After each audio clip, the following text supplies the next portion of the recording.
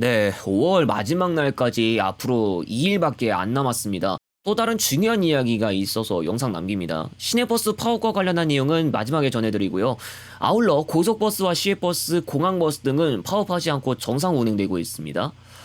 금호 고속 등에서 전한 소식부터 살펴보겠습니다. 광주를 기점으로 삼아서 고향과 아산으로도 갈 예정인데요. 먼저 고향 백석 광주 간 버스는 새로 신설되는 게 아니라 사실상 운행 재개입니다. 일자는 6월 1일이고 금호 고속에서 하루 2번만 운행할 예정인데요. 예전과 달리 전주를 경유해서 운행합니다. 고향 백석 광주 직통 노선이 2022년 2월 9일을 끝으로 자취를 감췄는데 고향 자체가 원체 경쟁력이 떨어지는 부분이 있는지 꾸준하게 규모가 줄어들고 있었고 지금은 남부 지역 대도시로 가는 버스 노선이 아예 없죠. 말씀드렸듯이 전주를 경유할 예정이라 고향 백석 전주 간은 하루 5차례 이용할 수 있겠고요. 전주 광주 간 구간 승차는 지원되지 않습니다. 아산 광주간은 천안 광주 노선의 일부 차량편 아산시 연장으로 운용되겠는데요. 똑같이 6월 1일 이후로 왕복 3회 연장 운행할 것이라고 밝혔습니다. 예약처에 등록된 배차 가운데서 천안이 시종점이 아닌 것으로 등록된 것들이 이제 조금씩 보일 겁니다. 아산에서 버스 노선망이 부실한 편인데요. 남부 지역은 전북 군산밖에 없고 지방 대도시로 가는 노선도 대전 유성을 제외하면 지금 없습니다. 이번 연도 기준으로 아산시에서 최초로 호남 대도시로 가는 버스를 이용할 수 있을 거니까 참고가 되셨으면 좋겠습니다. 그리고 감회도 예정되고 있는데 하루 3회 있던 일반 고속이 모두 없어지고 1, 12회였다가 9회로 조정됩니다. 참고로 일반이 모두 없어질 예정인 노선은 인천 전주 노선도 해당되고 우등 등급 이상만 이용 가능할 것이라는 점 알아두시면 되겠습니다. 간단한 이야기지만 서울 호남 고창 노선은 5월 30일부터 정한 알밤 휴게소에서 고창까지만 탑승하는 분들도 온라인 예약이 가능합니다. 그동안 티머니 고와 같은 예약처에서 전혀 조회할 수 없었다 보니까 현장에서 현금 결제를 해야만 했다고 전해집니다. 반대로 고창에서 탑승은 도착지가 정한 휴게소든 서울 호남이든 상관없이 모두 온라인 예약이 됐는데요. 이제는 정한 알밤 휴게소에서 상행이든 하행이든 상관없이 편리하게 온라인 예약하시면 되겠습니다. 서울 공항 리무진 얼마 전 SK 티맵에서 스틱 인베스트먼트로의 지분 100% 매각 계약이 체결됐죠. 스틱 측이 인수 막바지 절차에 다다랐는데요. 투자은행업계에 따르면 스틱은 390억 원 규모의 프로젝트 펀드를 결성했고 2025년 5월 26일부터 2030년 5월 25일까지 운영됩니다. 또 과학기술인 공제회에서 이 펀드에 200억 원 이상을 투자했고요. 스틱도 5억 원을 출자했습니다. 인수 막바지에 들어가기 때문에 오는 6월 중 인수 완료가 될 것으로 전망되고 있습니다. 과기공에서 이 펀드에 투자를 한 것과 관련해서는 사실상 공항버스 사업에서 독과점적 지위를 누리고 있고 높은 수익률이 예상된다는 분석이 있습니다. 다음으로 경부고속도로와 광역버스에 대한 이야기인데요. 판교 제2테크노밸리 근처 경부고속도로변에 환승센터가 27일 착공해서 오는 2027년 준공됩니다. 이른바 판교 EX 허브인데요. 광역버스 정류장을 만들어서 테크노밸리 쪽으로 연결되는 통로 등을 설치하고 이동거리도 줄일 수 있도록 도모합니다. 지금 서울 판교 간 광역버스가 판교 IC를 이용하고 있는데 테크노밸리로 가는 일 평균 약 5,000명의 승객이 판교역에서 시내버스로 갈아타야 했다고 전해집니다. EX허브는 신분당선 동천역 앞이나 가천대와 같은 다른 곳도 있죠. 가천대는 시외버스 일부까지 포함해서 여러 광역버스 노선들을 경유하고 있지만 동천은 광역버스 노선들이 전혀 없고 시외버스가 정차하는 빈도도 많이 적습니다.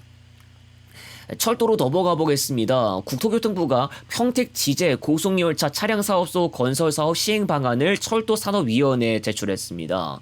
SRT의 운영사인 SR이 현대 로템에 발주한 동력분산식 고속열차 14편성 정비를 위해 건설되는 정비기지이고 약 7,451억 원의 예산이 투입됩니다. 경실련이 지난해 8월 감사원에 공익감사를 청구한 바 있었고요. SRT 열차는 코레일에서 정비를 받고 있는데 일각에서는 코레일의 철도 차량 정비단 등을 증기축하는 게 더 저렴하다는 판단도 하고 있습니다. 고양과 부산 쪽을 증기축하면 사업비는 1222억 원으로 예상됩니다. 국토교통부 관계자는 부산 쪽 용량이 부족하고 주변 주택이 공동주택이라 증개축할 공간이 없다면서 SRT가 수서 출발이다 보니 정비 차량을 먼저 보내는 상황도 발생한다고 밝혔습니다.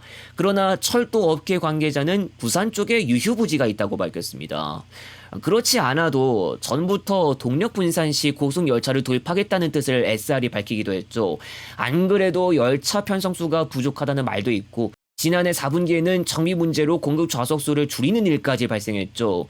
순증차도 안 된 상태에서 여수와 포항, 진주에도 진출했던 SRT입니다. 사실 떡밥도 몇 차례 다 나오긴 했는데 서울교통공사 같은 사례가 있긴 합니다만 최근 코레일의 데모 상태라던가 선로 사용량과 관련한 문제도 있는 상황이라 쉽사리 끝낼 문제는 아마 아닐 것으로 보입니다. 2022년 기준이지만 SR도 부채가 5,300억 원을 넘었고 한때 부채 비율이 1,400%대까지 올라갈 것으로 보이기도 했죠. 그리고 근본적인 이유야 다르지만 그 통합서울교통공사가 출범 몇 년 만에 무너질 뻔한 사례도 있다는 걸 생각하면 부작용도 조금 생각해 봐야 할 건 아닌가 싶습니다. SR 출범 전에야 기차는 코레일만 있었다고 하지만 상황이 많이 달라졌죠. 그리고 다음 달 공공기관 경영평가 결과가 발표될 예정인데요. 여기서 한국철도공사에 대한 관심이 집중됩니다. 코레일은 2022년과 2023년에 최하점인 2등급을 받았고 지난해 D등급을 받은 바 있습니다. 이번 평가에서도 D등급 이하를 받는다면 기재부의 규정에 따라 한문희 한국철도공사장에 대한 해임건의 가능성이 열릴 수 있는데요. 지난 2023년 7월 취임하고 나서 지난해 11월 철도사고 35건, 운행장애는 87건을 기록했는데 수치는 이전보다 줄었습니다. 그러나 사망 및 사상자 수는 증가해서 고객 사상자 수 24명, 근로자 사망 3명 발생했고 재무 상태도 나빠져서 지난해 부채 비율은 전년도보다 22%포인트 증가한 260%를 기록했습니다. 지금 이 영상을 보시는 분들 가운데서도 한국철도공사 오피셜 채널을 시청하시는 분들도 계실 건데 저도 알고 있습니다. 매체를 통해서 홍보 차원의 영상들을 꾸준히 업로드하고 당연히 이 스펙을 할 만한 것이지만 그와는 별개로 기업 전반에 대한 문제가 크게 작용하고 있죠. 당장 철도 사고 건수가 수치상 줄긴 했어도 그간 경부선, KTX 탈선, 광역전철이나 화물열차 운행 중 사고 그리고 구로역 직원 사망사고 등 중대한 사안이 발생했던 걸 보면 긍정적이지 못해 보였죠. 이번 결과를 봐야 더 잘 알겠지만 몇 년이나 낙제점을 받았던 코레일 입장에서 더욱 뾰족한 대책이 나와줘야 할 것으로 보입니다. 자, 시내버스와 관련한 이야기 종합적으로 전해드립니다. 서울과 부산 창원 시내버스는 5월 28일 새벽까지 협상을 벌였지만 타결되지 못했는데요. 다만 부산은 나중에 추가 협상 타결하면서 늦게나마 정상 운행에 들어갔고 창원 시내버스도 28일 오후 중에 노사가 파업 중단에 합의했습니다. 다만 타결은 되지 않았습니다. 서울 시내버스는 당초 파업을 예정하고 있었다가 보류되고 결국 정상 운행됐는데 이것과 관련해서는 다음 챕터에서 좀 더 자세하게 이야기해 보겠습니다. 울산 시내버스는 6월 5일 16일까지 교섭을 더 할 예정이고요. 그리고 29일 첫차부터 파업에 들어갈 가능성이 있었던 광주 시내버스도 파업을 유보하고 다음 달 4일에 다시 조정회의하기로 했습니다. 전북 지역에서는 운수사 18곳을 상대로 한국노총 측이 제기한 통상임금 소송 결과부터 기다려야 해서 투쟁 여부가 그것에 따라 결정될 것으로 보이고 다만 전주의 운수사 2곳 노조는 다음 달 초부터 총파업을 예고했습니다. 수도권의 인천과 경기도는 6월 11일까지 조정 연장 기간이 잡혔습니다. 대구 시내버스도 6월 11일 6차 교섭이 예정되고 있는데 그동안 교섭이 미비했기 때문에 파업에 당장 동참하진 않았습니다.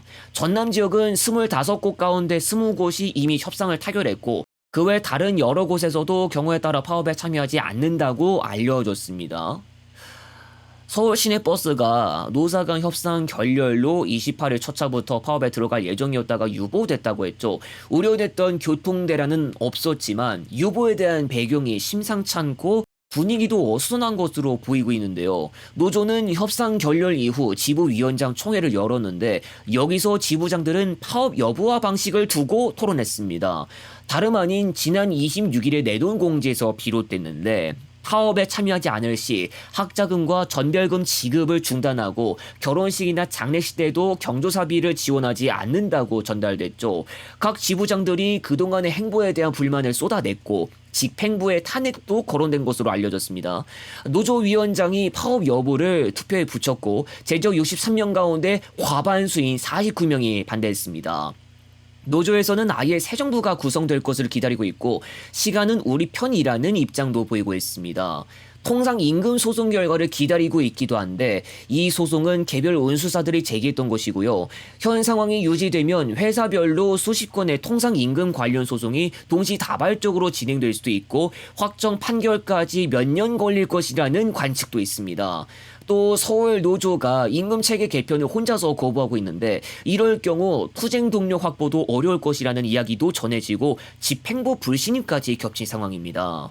대중교통 대란이 발생하지 않은 것이야 다행이지만 이것이 아무래도 복잡한 단체 내부 상황에서 비롯된 것도 있기 때문에 앞으로는 단순히 시나 노사 관계뿐만 아니라 노조 내부 이야기도 추가로 나오는 대로 살펴봐야 할 것 같습니다.